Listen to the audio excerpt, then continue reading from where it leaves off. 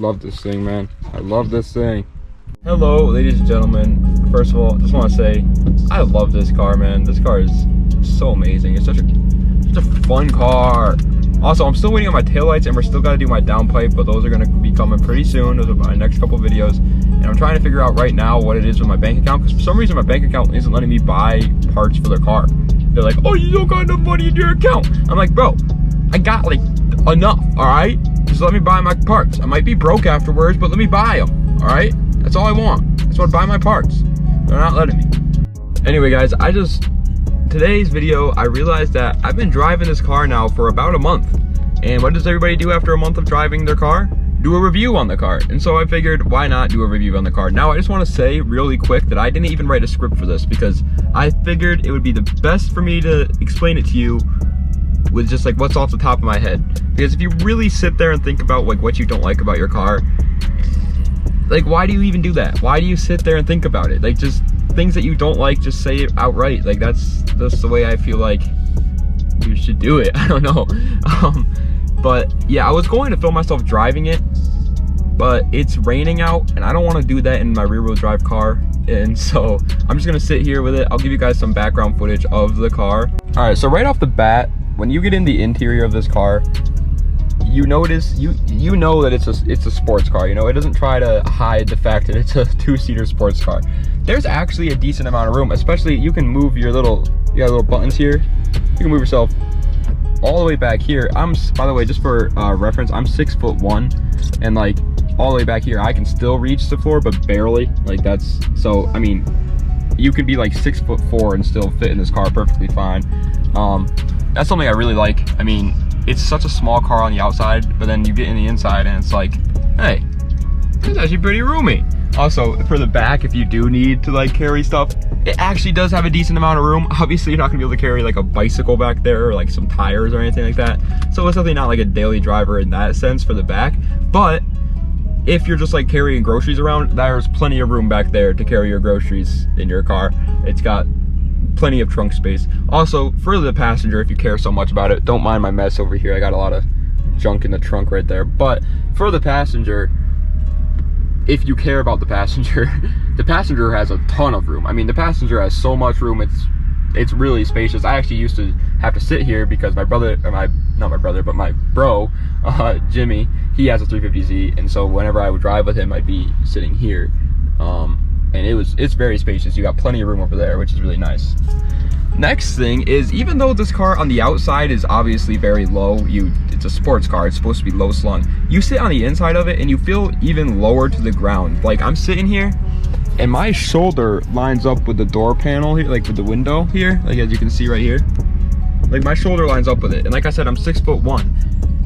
It's you sit so low to the ground. That depends on, I mean, if you like that, that's good for you. I like it. I think it feels cool. It feels like you're in a sports car. It feels like you have more control, even though you really don't. It just does feel like it.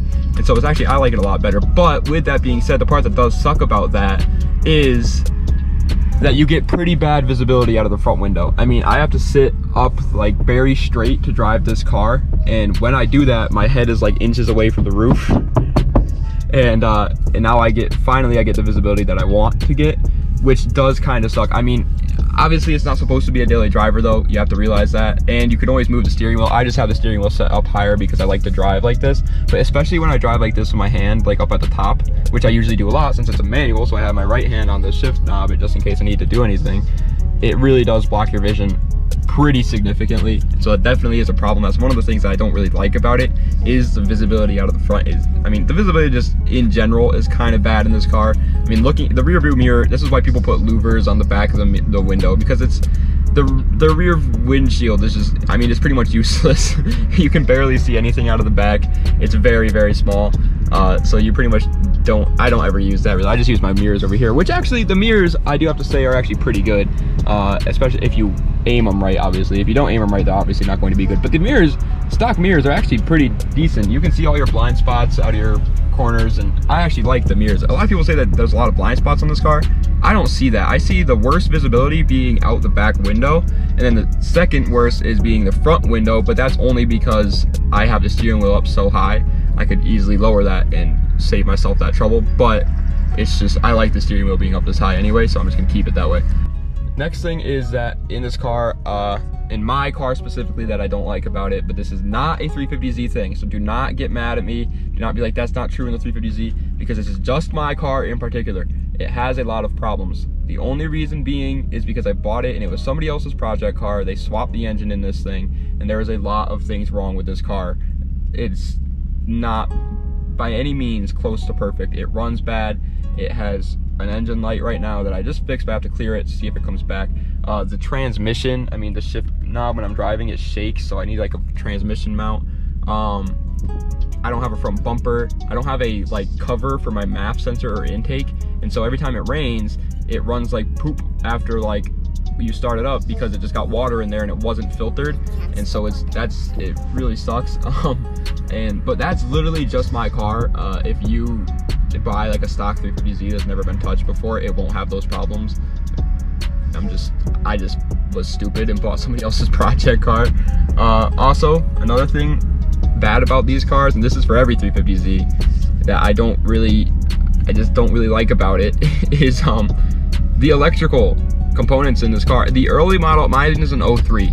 The early model 350Zs from 03 to 05 had a lot of electrical weird problems. They're not big, huge problems that you have to like really worry about, but they do weird things. Like, for example, look, my oil pressure sensor is all messed up. It says I have full oil pressure, which I know I don't. I don't have full oil pressure, it's just a sensor that's messed up. Also, if you guys have watched my other videos, my tail lights are causing a short and causing my car to run very slowly. It only goes to 4,000 RPMs, and it doesn't go over 90 miles an hour with the lights on. Apparently that's a common issue in the early model 350Zs if you buy LED taillights, because it wasn't meant for LEDs, and so the computer picks up on it and thinks that it's losing power, and so it draws power from other things. It makes no sense, but things like that are just problems with the car that happen quite often, and it really sucks. The MAF sensor being bad is another one. The MAF sensor goes in these cars a lot. Another thing is the crankshaft position sensor. People say that those go bad a lot in these cars. It is a low slung car. You have to realize, going over a bump is going to do more damage to the undercarriage of your car in this car than it will over like a Camry. But still, it does kind of suck when you're like trying to figure out what's wrong with the car, and it's just a stupid electrical issue. And it's the hardest thing to find in one of these cars is the electrical components. So it really sucks. But besides that, those are all like mechanical problems that could have been avoided if I had bought a normal stock 350Z. So do not let that draw you away from these cars. I love this car. And now let's get into the things that I love about the car, which is driving it. I mean, I'm 21 years old, and I started driving when I was 18, and my first car was a Chrysler PT Cruiser. It was an automatic transmission. I still have it, but I still drive it all the time because it's my daily. This is not my daily. But after you go from something like that to something like this, it is, if you're a car guy at least, it is an amazing feeling. Like, I understand that this car isn't the fastest, but to me it is. To me, this car is amazing. I love driving this car. It feels fast, it feels responsive, it feels cool. I feel lower to the ground than other people. Driving a manual transmission, which I pretty much have at this point down to the T, is such a great feeling. It's so amazing. And this car's manual transmission is so like short, and it just feels awesome shifting through gears in this car. It's really like responsive. My car is having synchro issues going into 5th for some reason, which is very, very weird. It usually does not happen in 5th, but it is. But I'll have to figure that out myself.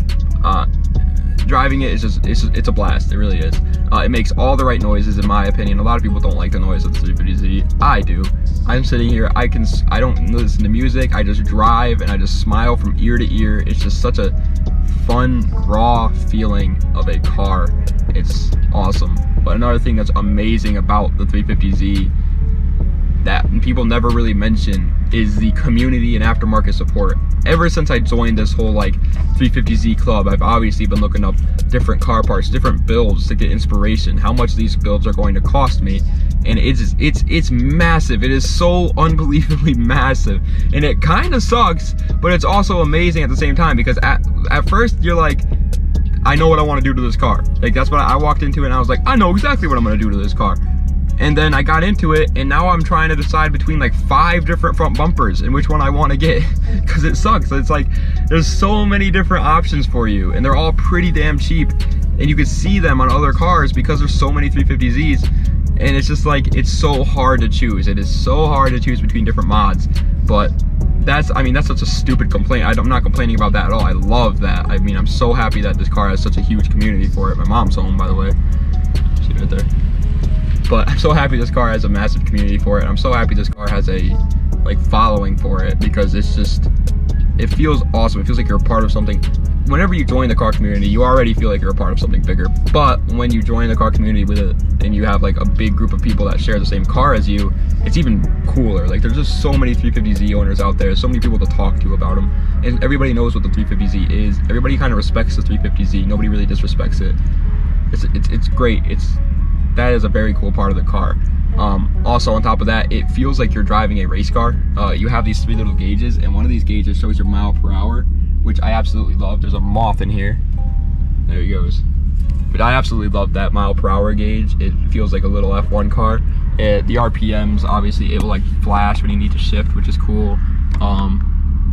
This is just normal gauges, but you got the mile per hour gauge that goes up to 160 because you know you're a race car boy. And yeah, it feels awesome. Another thing that I don't like about the car though, that I just want to say really quick, is the radio. The sound quality in this car is not good at all. I don't know if this is a 350Z common issue or if it's just mine, but it sounds terrible. Like, I put my music on, it doesn't sound good in the slightest bit. The bass is nice, but like the actual like sound is like raspy. It doesn't sound that good. But that's just something, I mean, if you really care, I don't even really care about that because I don't really listen to music too much. I listen to the exhaust of the car usually when I'm driving it. But that's just something, I don't know, something small. Another thing that I would like to say is that I've had a couple other people drive this car. My dad and 2 of my other friends have all driven this car, and every single one of them have said that the transmission feels very, very good in one of these cars.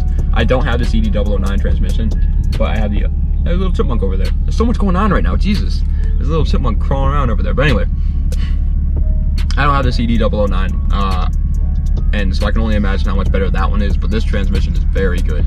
It shifts very nicely, except for I do have that synchro issue going into 5th, but that's not that big a deal. I mean, it is, but it's not, so. Also, working on this car, it can be a pain, but it does feel rewarding. It feels fun. It's pretty simple. It's an early 2000s Nissan, so it's not like that confusing, not that crazy, but it's just kind of small in some places, so you can barely get your hands in there. That does suck, especially since I'm going to be working on this car a lot, but it, like I said before, it's easier than a lot of other cars out there, so I'm happy about that. I mean, it's a Nissan. It's not like super overly complicated, except for the wiring.